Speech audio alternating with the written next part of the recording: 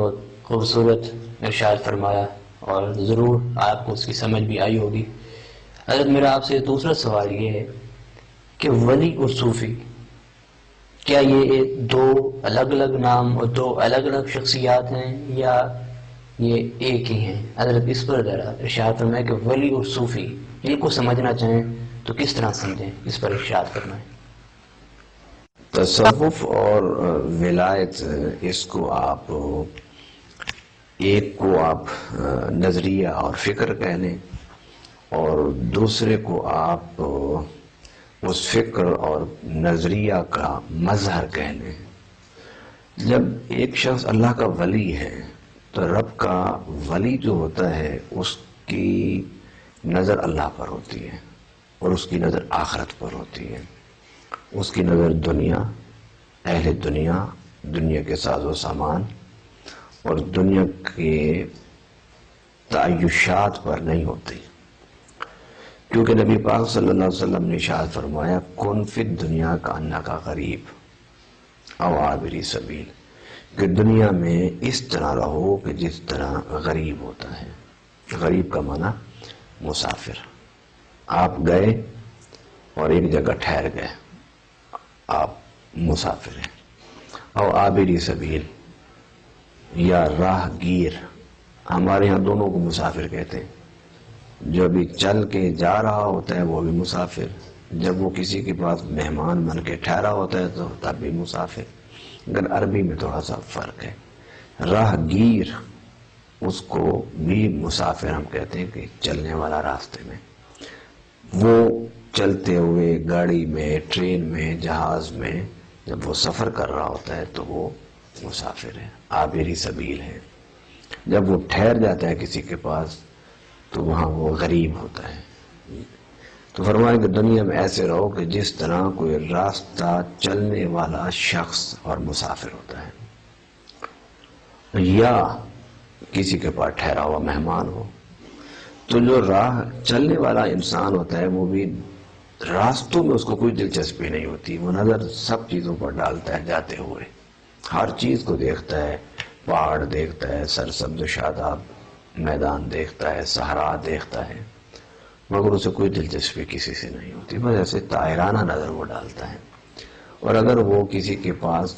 پہنچ کے جب ٹھہرتا ہے تو وہاں وہ ٹھہرتا ہے تو صرف اپنے مقصد کو پورا کرنے کے لیے، جس مقصد کے لیے وہ آیا ہوتا ہے۔ اگر وہ آیا ہے کہ میں ملاقات کر لوں، گفتگو کر لوں، سوال و جواب کر لوں، یا آیا ہے کسی ایجنڈے پر، کوئی دنیاوی مقصد ہے، کوئی دینی مقصد ہے، تو وہاں ٹھہرے گا، اپنا وہ معاملہ گفتگو کرنے کے بعد، ڈیبیٹ کرنے کے بعد، ڈسکس کرنے کے بعد وہ پھر واپس چلا جائے گا، اس کو وہاں بھی کوئی دلچسپی نہیں ہے، نہ وہ وہاں سوچے گا کہ میں یہاں گھر بناؤں، بڑا گھر بناؤں، چھوٹا گھر بناؤں، کیونکہ اس کو یہ ہے کہ یار میں نے تو یہاں رہنے نہیں، میں تو واپس جانا ہے۔ تو فرمایا کہ یہ ایک نشانی ہے اللہ کے بندے کی، تو وہ دنیا میں رہتے ہوئے بھی دنیا سے بے غرض ہوتا ہے، دنیا سے اس کو کوئی تعلق نہیں ہوتا۔ اب یہ ہے ولایت۔ تو جب انسان ولی ہوتا ہے تو وہ دنیا سے بے غرض ہوتا ہے، جس کی وجہ سے اس کی زندگی میں سادگی ہوتی ہے۔ تو تصوف جو ہے یہ صوف سے ہے۔ تو جو اللہ کے راستے پر چلنے والے لوگ، ان کو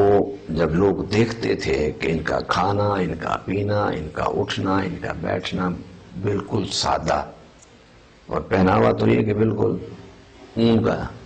لباس پہنا ہوا ہوتا تھا، جو اس زمانے میں کوئی بڑا قیمتی لباس نہیں ہوتا تھا، تو اس اون کے لباس پہننے والوں کو، یعنی صوف پہننے والوں کو صوفی کہا جاتا تھا۔ وہ اسی سے لفظ تصوف ہے، یعنی آپ ولایت کو نظریہ کہہ لیں، اس ولایت کا مظہر اسے آپ تصوف کہہ لیں، اس کا آپس میں یہی ایک تعلق ہے، ایک نظریہ ہے اور دوسرا اس نظریے پر جو کار بند لوگ ہوتے ہیں ان کی ظاہری جو شناخت ہوتی ہے اسے تصوف کہتے ہیں۔ جس طرح حضرت شیخ عبد القادر جیلانی محبوب سبحانی پیران پیر رضی اللہ تعالیٰ عنہ کے بارے میں آپ خود ارشاد فرماتے ہیں کہ ہم کافی وقت فاقوں میں گزارتے تھے، اور اگر کبھی کھانا آ بھی گیا تو اس میں بھی ہماری کوشش یہ ہوتی تھی کہ ہم دوسرے کو ترجیح دیں، تاکہ کوئی دوسرا اگر بھوکا ہے مجھ سے زیادہ تو وہ کھا لے، اور اگر اگلا اصرار کرتا تو پھر دونوں مل کے اس کھانے کو کھاتے تھے، تھوڑا وہ اور تھوڑا وہ خود۔ آپ کی بڑی سادہ زندگی تھی، اور آپ نے بھی اس چیز کی وضاحت فرمائی کہ ولایت کیسے ملتی ہے، انسان ولایت کے مدارج کیسے طے کرتا ہے،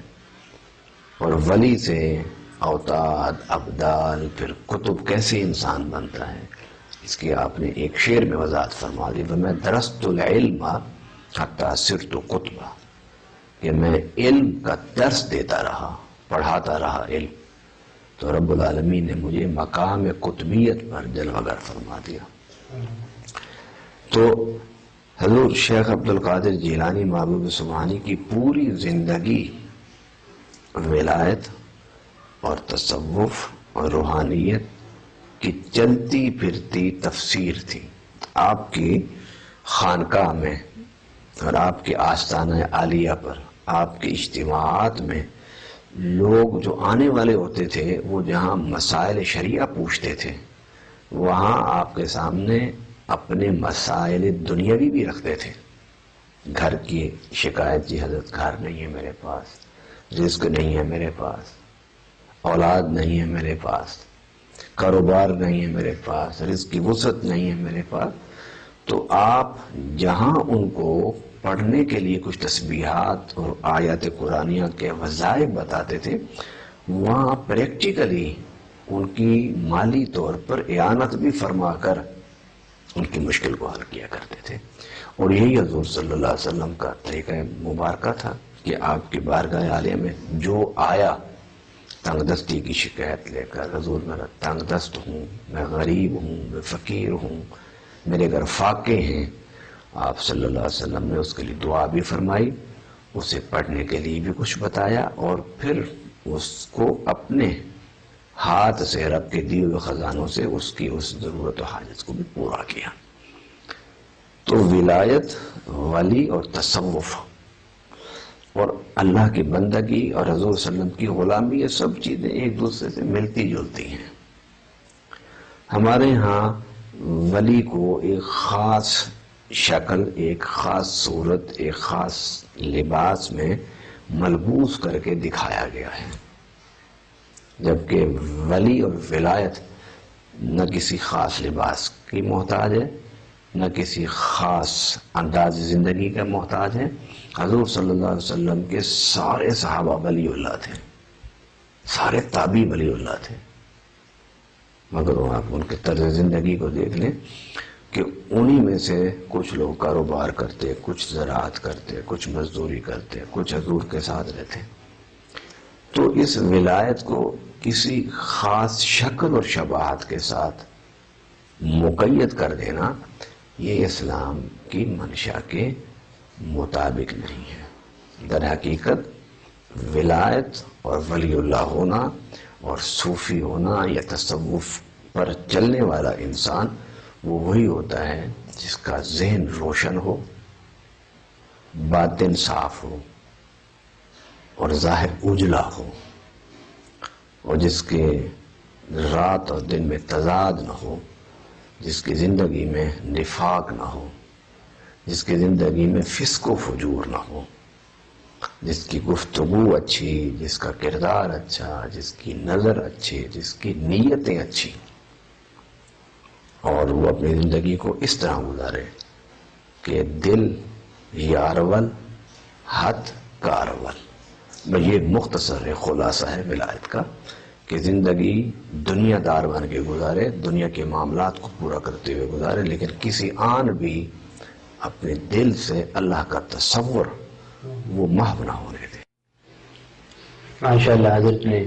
بہت خوبصورت جواب عطا فرمایا، جو میں نے سنا، میں نے ایسی وضاحت آج تک نہیں سنی، اور یقیناً آپ بھی اس سے ضرور مستفید ہوں گے۔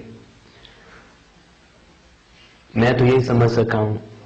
کہ دنیا کے کاموں میں مشغول رہتے ہوئے، دنیا کے کاموں کو کرتے ہوئے اپنے دل و دماغ سے رب کو نہ نکلنے دینا، اس کے کہے ہوئے کو حکم مان کر ادا کرنا اور حضور صلی اللہ علیہ وسلم کے ارشادات پر عمل کرنا، اس انسان کو ہم ولی کہہ سکتے ہیں کہ یہ انسان ولی ہو سکتا ہے، یہ انسان صوفی ہو سکتا ہے۔ زیادہ الجھنے کی ضرورت نہیں۔ جس طرح قبلہ نے فرمایا کہ یہ نہ خاص کسی لباس کا نام ہے، نہ خاص کسی عادتوں کا نام ہے، بس ولی وہی ہے جو دنیا میں رہتے ہوئے، دنیا کے کاموں میں مشغول رہتے ہوئے رب کو نہ اپنے دل سے نکلنے دے، نہ اپنے دماغ سے نکلنے دے۔ آج ہم اپنے پروگرام کا یہیں پر اختتام کریں گے۔ اختتام کرنے سے پہلے میری آپ سے گزارش ہے کہ اس پروگرام کو زیادہ سے زیادہ لوگوں تک پہنچائیں تاکہ یہ خیر کا کام زیادہ سے زیادہ لوگوں تک پہنچ سکے، اور قبلہ کے آفیشیل پیج کو، ایف بی کو لائک کریں اور یوٹیوب چینل کو سبسکرائب کریں۔ اگلے پروگرام تک کے لیے اپنے میزبان کو اجازت دیں۔ اللہ حافظ۔